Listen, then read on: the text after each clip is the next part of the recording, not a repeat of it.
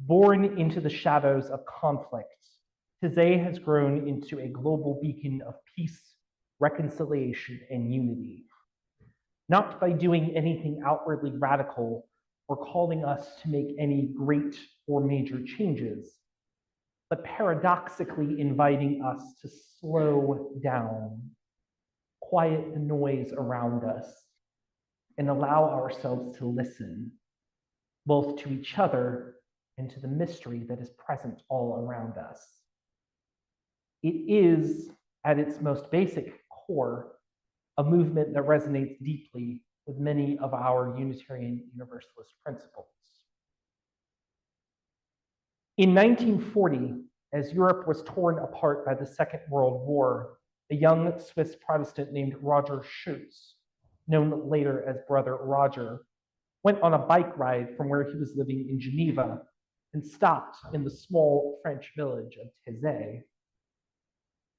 The town was located 240 miles southeast of Paris in unoccupied France, just across the border from German troops in occupied France. He and his sister Geneviève bought an empty house and began a vision that was radical yet simple: to create a space where reconciliation could thrive amid the chaos of war, just as their maternal grandmother had done 30 years earlier during World War I. They began by sheltering refugees, including Christians and Jews fleeing Nazi persecution, until 1942, when they were forced to return to Switzerland after learning that the Gestapo had been tipped off about their activities. Brother Roger would return later in 1944 and found that others had joined him, and what began as an act of resistance and compassion evolved into an ecumenical monastic community. By the 1950s, Taizé had taken its first steps toward becoming an official ecumenical community, welcoming brothers from Catholic and Protestant traditions, a bold statement in an era still marked by deep divisions between Christian denominations. For Taizé, reconciliation was not just a response to wartime trauma. It was a living, breathing principle. The community embraced an ecumenical spirit, seeking unity without erasing the beauty of diversity. This commitment to reconciliation echoes many of our own UU principles, including the inherent worth and dignity of every person, justice, equity, and compassion in human relations, and the goal of world community with peace, liberty, and justice for all. Taizé is perhaps best known for its distinctive style of worship. Its music, repetitive, meditative chants, create a space for quiet reflection and shared spiritual experience. Phrases like ubi caritas et amor Deus ibi est, or where charity and love are, God is there, and nada te turbe, nada te espante, nothing can trouble, nothing can frighten, are sung in simple harmonies, inviting participants into a contemplative rhythm that transcends language and doctrine. Beyond music, Taizé emphasizes silence and contemplation. In a world often dominated by noise and haste, the community holds space for stillness, offering a countercultural practice of listening, not just to God, for those who use such language, but to the depths of one's own spirit and to the needs of others. How powerful is it, in the midst of all the chaos and uncertainty that plagues our modern day life and human existence, to come to a place where messages of hope, love, and resilience can take precedence over all of the other noise? What if those were the still small voices that many of us needed to hear in order to have the courage and the strength to keep going and to imagine what is possible? As Unitarian Universalists, we value practices that nurture personal and communal spirituality. Our belief in a free and responsible search for truth and meaning aligns beautifully with the Taizé approach. In their worship, there is no rigid dogma, no insistence on a singular truth.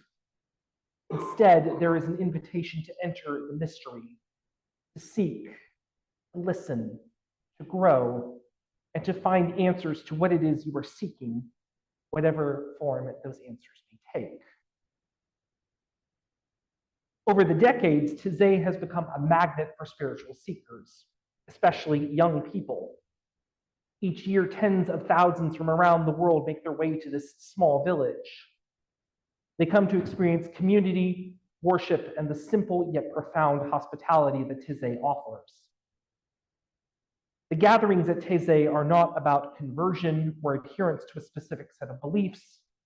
Instead, they are spaces for mutual learning and shared humanity. Participants from different faiths and no faith at all come together, finding common ground in their yearning for connection and peace. Taizé reminds us that we can be deeply rooted in our own traditions while also reaching across boundaries to build bridges of understanding. These models of intentional community are the same ones that we as Unitarian Universalists have been seeking to model in our congregations for generations. So what does Taizé have to teach us as Unitarian Universalists? I believe that its lessons are both timely and timeless. At its core, Taizé is about reconciliation, not just between denominations, but between people, nations, and even within our own hearts. As UUs, we are called to be bridge builders in a world fractured by division. The Taizé model encourages us to approach this work with humility and patience, recognizing that reconciliation is not about erasing differences, but about finding unity and diversity. Consider the divisions in our own society: political, racial, economic. How might we, as a congregation, embody the spirit of reconciliation in our relationships, our activism, and our spiritual lives? Taizé challenges us to move beyond surface-level tolerance for genuine understanding and connection.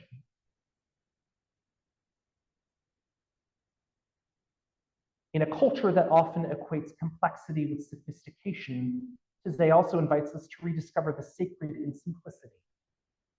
Its chants, its hospitality, its rhythms of life all reflect a profound truth that sometimes less is more. For us as UUs, this might mean finding ways to simplify our worship, our commitments, or even our personal lives. How often do we overcomplicate our search for truth and meaning, forgetting that sometimes the deepest insights come not from intellectual rigor, but from quiet, heartfelt moments? Hospitality has always been a cornerstone of the Taizé community. Visitors are welcomed with open arms, regardless of who they are or where they come from. This practice challenges us to examine how we welcome others, not just into our congregation, but into our lives. Do we make room for those who differ from us? Do we create spaces where everyone feels valued and loved? As UUs, we are called to affirm and promote the inherent worth and dignity of every person. Taizé reminds us that this principle must be lived out through tangible acts of kindness, generosity, and openness.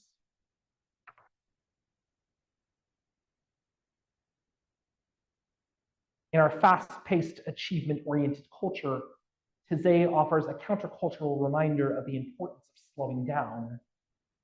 Its emphasis on silence and contemplative prayer invites us to carve out time for stillness in our own lives. For UUs, who often value action and activism, this can be a challenging yet transformative practice.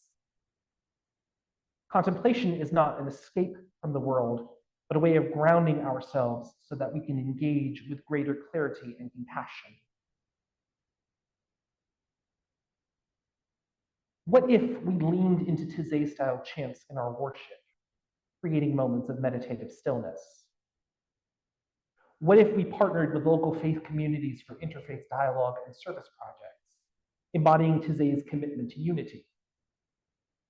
What if we committed to practices of reconciliation, both within our congregation and in the broader world? These are not just rhetorical questions. They are an invitation. Taizé shows us that small acts of faith and love, whether a simple chant, a gesture of welcome, or a moment of silence, can ripple outward in ways we cannot predict.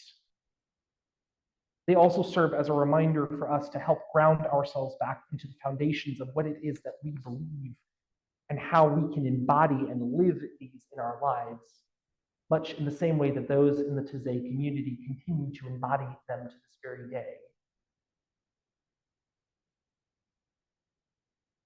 As we leave this sacred space today, may we carry with us the light of Taizé, a light of reconciliation, simplicity, hospitality, and contemplation. May we remember that we too are called to be the bearers of this light, kindling hope in a world that so desperately needs it. Let us close with the words of Brother Roger. When the soul is at peace, it can stretch out and embrace the whole of creation. May we find that peace within ourselves and share it freely with others. May we cause it to be so. Blessed be. Amen. Shalom. Assalamu alaikum. Namaste. Thank you all so much.